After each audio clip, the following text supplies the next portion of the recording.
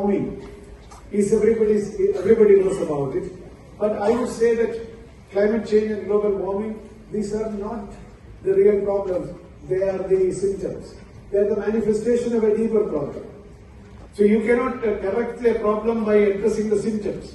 I think most of us, or the current style of addressing this is like some of the medical practitioners. They are treating the symptoms. You cannot treat the symptom unless you address the root cause. What is the root cause?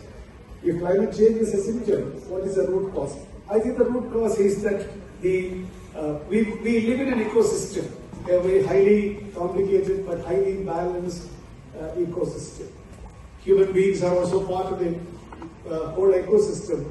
And the primary reason why all these symptoms have manifested is because the natural rhythm, a rhythm that sustains life, a rhythm that sustains human being, that has been disrupted.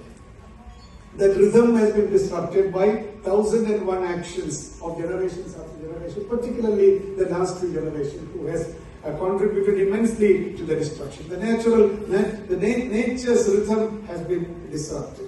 Unless this rhythm is restored, how do we find lasting solutions? You cannot have lasting solutions as long as nature's rhythm is off balance. You have to regain that balance.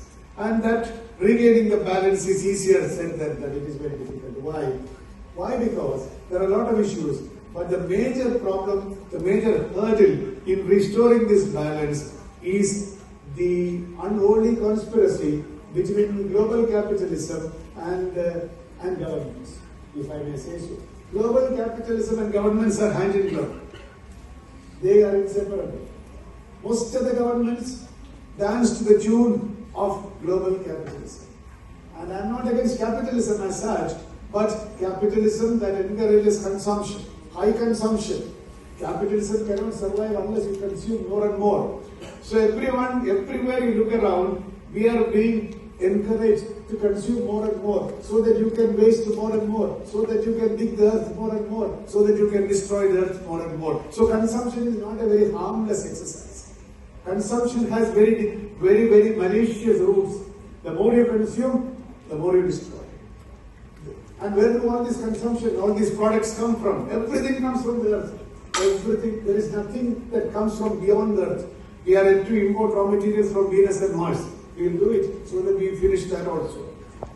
So where do all these materials come? All your industrial production, all your cosmetics, all your consumables, everything comes from Mother Earth. That is the only source that humanity has. Of course, we process it, we sort of create things out of it, but essentially, ultimately, everything comes from Earth. So the more you consume, the more you produce. The more you produce and more you consume, the more you waste. So waste accumulates and Earth gets depleted. So depletion, production, consumption, waste. So this goes on. And waste again, the quality of life and quality of environment further deteriorates. So this is a vicious cycle. How do we break it?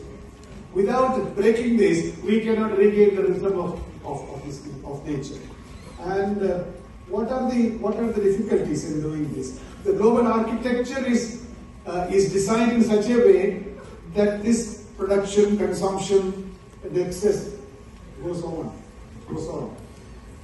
As we are talking today, global leaders are meeting in Azerbaijan, in Baku, to talk about climate change COP. And I don't know anybody sitting here has any high hopes on this conference. I don't have. And that is my personal privilege not to have hopes on the conference, because we have seen what happened in Bristol, not Bristol, where was it? In UK they mentioned somewhere. And they have been meeting in many places. But we are pretty sure that nothing will come out of it, because we have very influential leaders in the world who do not believe in global change. We have very influential people who are investing money to do research so that you establish that there is no global change. These are all whimsical fantasies. And when the global leaders are of that ilk, how do I repose faith in the global conference that is taking place in Azerbaijan? They will talk. We had enough talk. Anyway, therefore, we cannot give up hope, because we have to live in this planet.